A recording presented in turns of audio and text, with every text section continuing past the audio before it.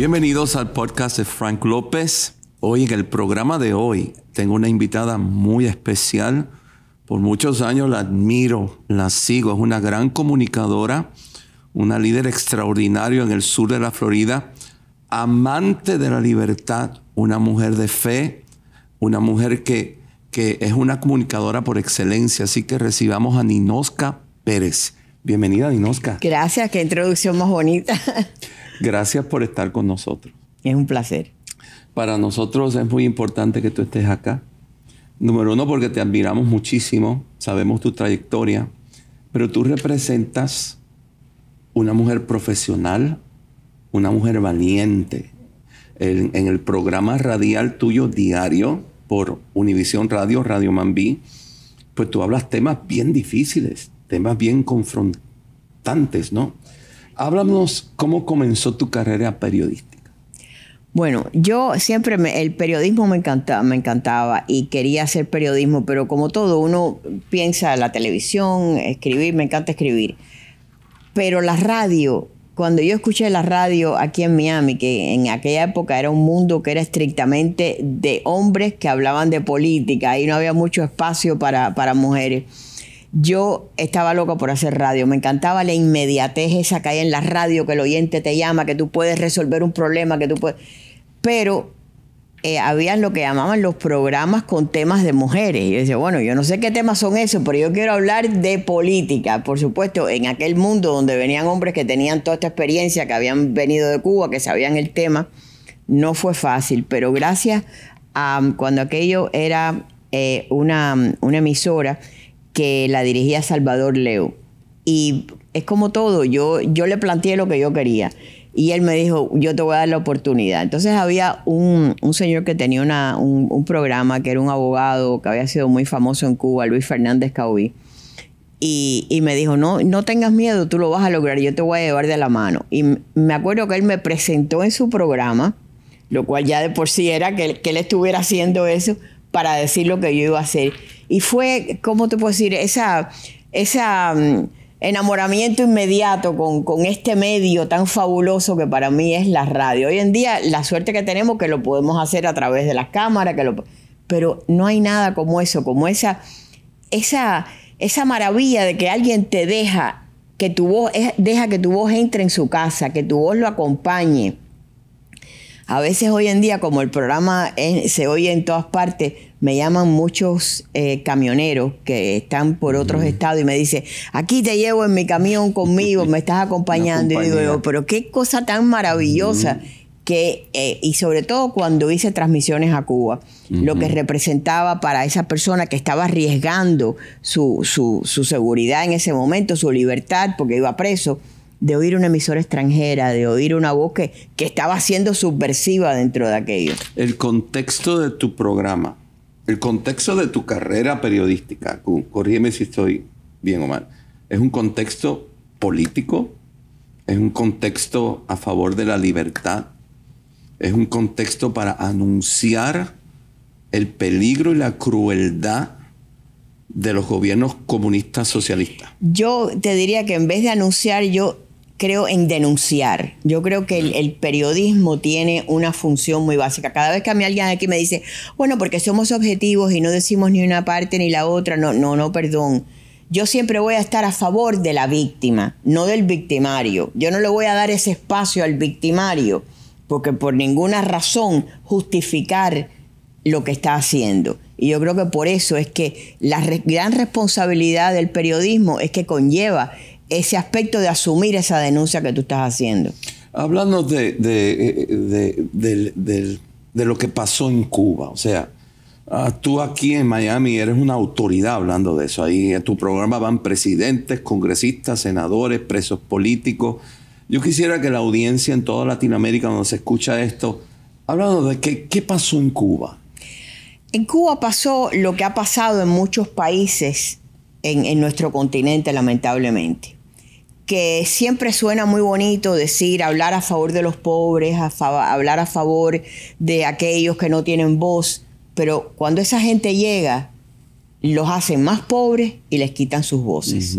Entonces, ahí tienes en Cuba un perfecto ejemplo de un país que sí necesitaba cambios, en un momento determinado. Pero era un país que tenía instituciones, era un país donde existían leyes y era un país donde sí había un presidente que a lo mejor había violado la Constitución, pero no encarcelaban a los opositores ni los fusilaban. Sin embargo, habían una organización terrorista, como fue el 26 de julio, que llevó a Fidel Castro al poder, que esa organización ponía bombas en los cines, se fueron a la sierra. Pero ¿qué hicieron? Capturaron la imaginación de los mismos que se dejaron llevar por esos cantos de sirena, de pensar que la guerrilla era algo romántico. No, un guerrillero que, como pasó en Colombia, que son narcoguerrilleros, que asesinan, que secuestran, que ponen bombas donde hay civiles e infelices, no tiene nada de romántico. Para nada. Y eso fue lo que pasó en Cuba. Entonces, en Cuba trajeron a un legendario Che Guevara que todavía tú ves cada vez que yo veo un muchacho con una camiseta, le pregunto quién es, y la mayoría no te saben decir. No. Bueno, yo creo que es un artista de rock, no, es un asesino lo que tú tienes puesto en tu camiseta. Y para saber quién era el Che Guevara, no te lo tengo que decir yo ni te lo tiene que decir nadie. Lean al Che Guevara. Era homofóbico, era racista, porque criticaba muchísimo a los negros. Y arriba de eso hay una carta de él a su padre, cuando estaba en la Sierra Maestra con Fidel Castro. La primera vez que mató a alguien le escribió, por primera vez maté a alguien y me ha gustado. Y a partir de ahí no paró. Sí. Y ahí están los casos de personas que eran llevadas a juicio sin que tuvieran la evidencia. Pero hay un caso muy cercano a mi familia cuando le traen la persona que le dijo, mira, este joven no estaba involucrado en eso. Él le dijo, era un joven que había entrado en la policía, y le dijo, pero vestía el uniforme azul. Le dijeron, sí, era policía, tenía 24 años el muchacho. Le dijo, entonces va de a viaje. ¿Qué te quiere decir eso? Que no hay justicia, que no hay nada, es sencillamente la voluntad de una gente que llegaron al poder de la manera que llegaron ellos. De una manera violencia, engaño, matando personas y mantienen el poder hacia la violencia. Es la única manera, a través del miedo, a través de ese engaño del que tú hablas. El socialismo nunca sobrevive por el apoyo del pueblo. Yo quiero que me digan, porque en Cuba hubo una revolución. La revolución de Cuba no fue con el apoyo de los pobres. Fue una revolución donde lamentablemente muchos ricos que tenían empresas dieron dinero y ayudaron a Fidel Castro pensando lo mismo, el engaño que le hizo a todo el mundo. Ahora, cuando tú ves que un sistema va a funcionar por algo como tan voluble como puede ser una revolución o unos cambios o un guerrillero que sencillamente crea que va a llegar al poder cometiendo todos estos crímenes, ya tú sabes que vas por mal camino. Porque si no respetaron la vida de otro, no van a respetar la tuya. Y en el caso tuyo, tu esposo estuvo preso político en Cuba por 28 años. Mi esposo, siendo muy joven, tenía 23 años, él va en lo que fue la primera invasión. Antes de la invasión de Bahía de Cochino, hubo una invasión que salió desde República Dominicana. Y él fue ahí y cayeron presos. Cuando fue un engaño, alguien les dijo que estaban hechos los planes. Y entonces ellos caen presos, un grupo de hombres cae preso. Él estuvo preso 28 años, con todo el ensañamiento de lo que es un sistema despiadado como el de Cuba. Fue un preso plantado, que fueron el grupo de presos que no aceptaron la rehabilitación. Que hay una película de eso. Hay una película sobre los plantados. Pero 28 años donde tú te niegues a aceptar aquello, donde tú te revires contra el sistema dentro de la prisión, no fue fácil para todos estos hombres. Pero así resistió y él murió hace poco, y es una satisfacción que yo espero que muchos puedan experimentar esto. Cuando tú ves a una persona morir con la convicción de que cumplió con su deber. Eso es una de las cosas más hermosas que uno puede ver. Los plantados era un movimiento de presos políticos en Cuba, gente muy valiente. Hay una película donde ellos se plantaron en sus convicciones de libertad, en sus convicciones en contra del comunismo, y nunca negaron. Les nunca negaban negaron las visitas familiares, les negaban la alimentación, muchas veces no tenían medicamentos. O sea, tuvieron una situación bien difícil. Hubo muchos que se plantaron y llegó un momento donde se tuvieron que ir, que ahí sale reflejado en la película porque les viraban a la familia. Pero cuando aquello, yo no estaba casada con él, obviamente, pero por ejemplo, su mamá en 28 años solo lo pudo visitar 7 veces. Mira, Ninosca, tú fuiste pionera de la radio en Miami. Bueno, realmente no. En el área política sí. Bueno, sí, porque la radio en Miami empezó muy temprano. Y fueron muchas personas que estaban en la radio en Cuba que empezaron a comprar espacios dentro de las emisoras americanas para llegar a tener lo que después fue el gran poder que tuvo la radio cubana. Cuando hablamos de las voces femeninas de mujeres en el sur de la Florida, con un perfil político tan claro y tan tajante como el tuyo, tú siempre sales en los primeros lugares. O sea, tú fuiste una de las primeras. En ese sentido, sí, de ser un programa político. Habían pues mujeres en la radio que habían sido, a lo mejor eran más programas que tenían que ver con el arte, con la cultura, con el hecho que eran artistas pero yo quería que mi programa fuera político. A mí me fascina la política. Yo nunca me postularía para nada porque no me gusta ser el político, pero me encanta todo lo que gira en torno a la política. ¿Por qué es tan importante que nosotros, los cristianos y toda persona, todo ciudadano, tenga un interés en lo que es el gobierno, la política de su país? Primero, porque no nos podemos desligar de ese interés. Y como cristianos, pues tenemos...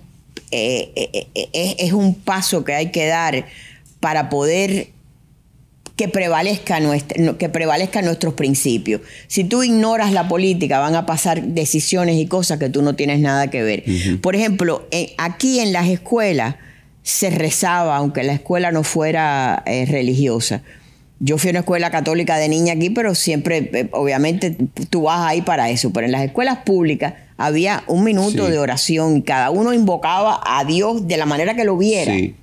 Era una forma de respetar a un ser superior. Y además de comenzar el día diciendo, como debemos de comenzar el día, Dios, estoy en tus manos, ilumíname, guíame.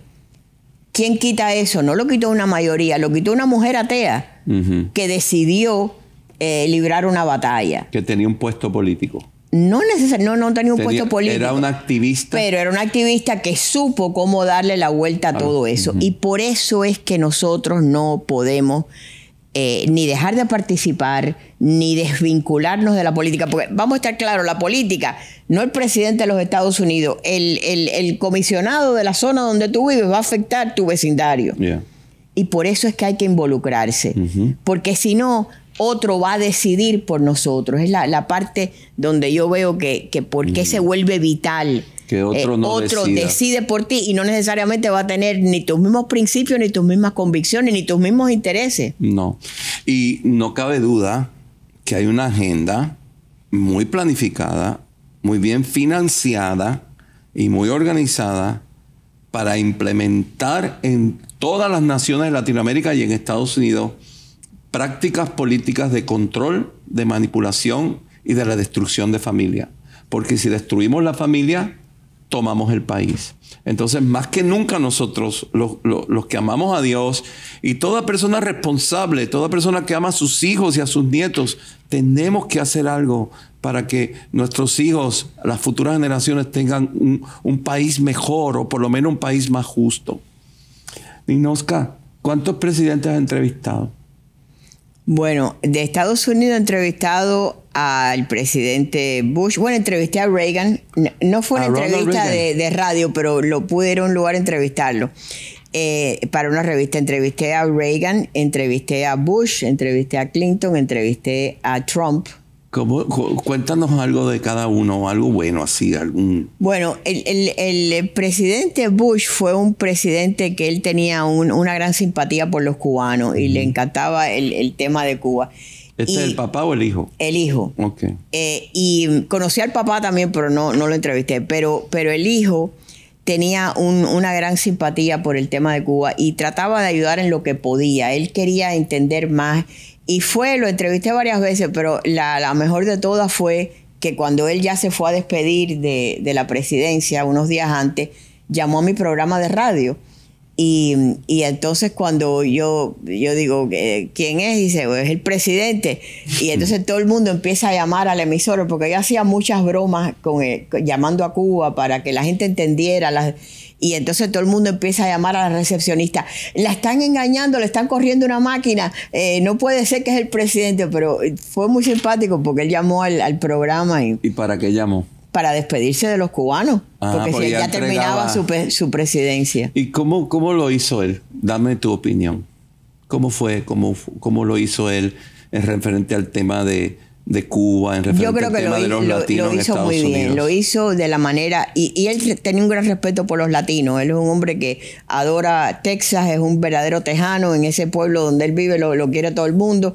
Pero él, y fue gobernador, o sea, pero él... Yo creo que lo hizo muy bien. Después que dejó la presidencia ya no me gustó la alianza de ellos con los Clinton. Ya ahí esa parte no me gustó para nada. Pero tú entrevistaste a Bill Clinton. Sí. ¿Cómo te fue con él? Bueno, no, Bill Clinton, por favor, Bill Clinton es, ¿qué te puedo decir?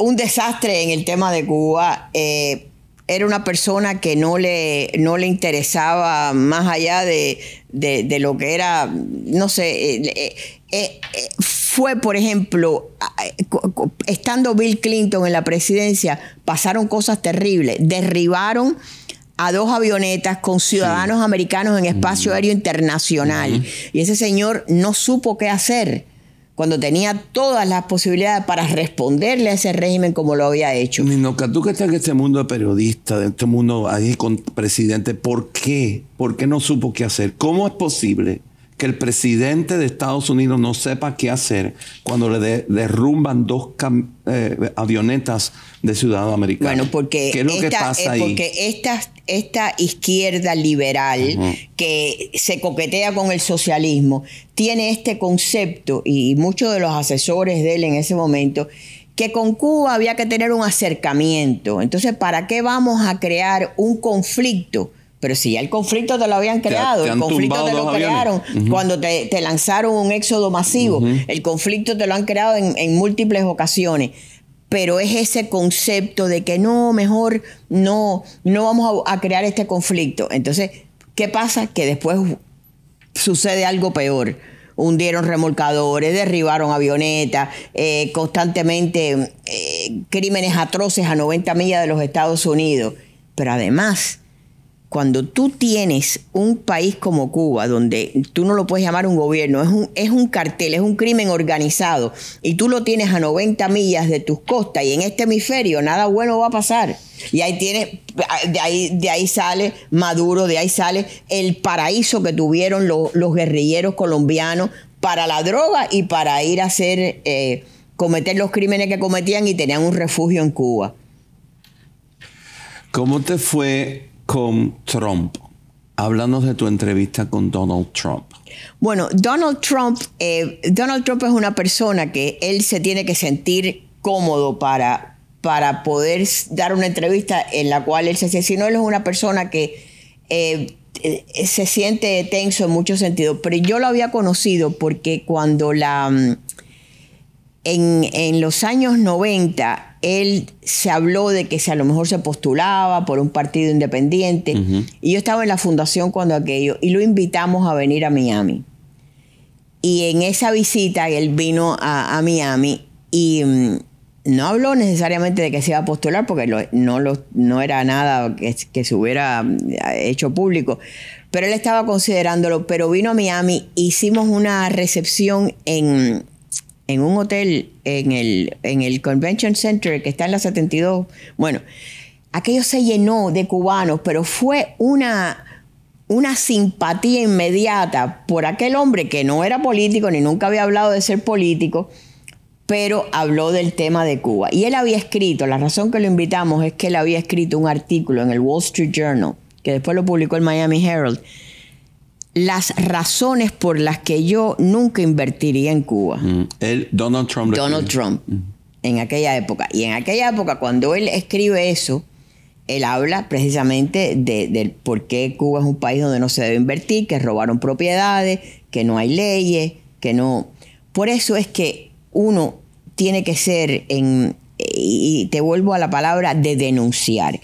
Cuando a Trump todo el mundo le cayó arriba, cuando se lanzó a la presidencia, trataron de enfangarlo de todos los modos. ¿Y cuál era la mejor manera? Vamos a quitarle el voto cubano, diciendo que él trató de hacer inversiones con Cuba. Entonces salió una noticia diciendo que él en una ocasión habló con sus socios en Europa para que averiguaran cómo se podía violar el embargo. El artículo aquel comienza diciendo: mis socios en este negocio me insisten en que yo haga negocios con Cuba. Estas son las razones por las que no lo hago.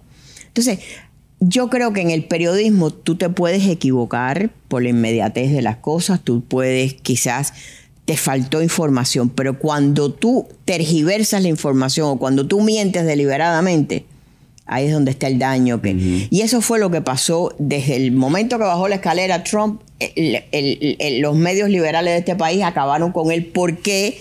Porque había una agenda que es una agenda socialista, porque no la puedes calificar de otra manera, que tiene otros intereses y no le convenía que fuera fuerte y duro con los regímenes que ellos quieren siempre patrocinar y que quieren apadrinar. Y eso fue en esencia lo que le pasó a Trump. Salieron a destruirlo. Lo están haciendo con DeSantis ahora, con el gobernador de la Florida. Sí. Y lo van a hacer con cualquiera, empezando por él otra vez si vuelve a querer postularse. Hola, soy el pastor Frank López y quiero invitarte a que adquieras mi nuevo libro, El secreto de los grandes empresarios, el mover del Espíritu Santo sobre esta generación para tomar las empresas, para multiplicarlas y para ser de gran influencia en la nación. Lo puedes pedir en Amazon, en la página de la iglesia o en tu librería favorita.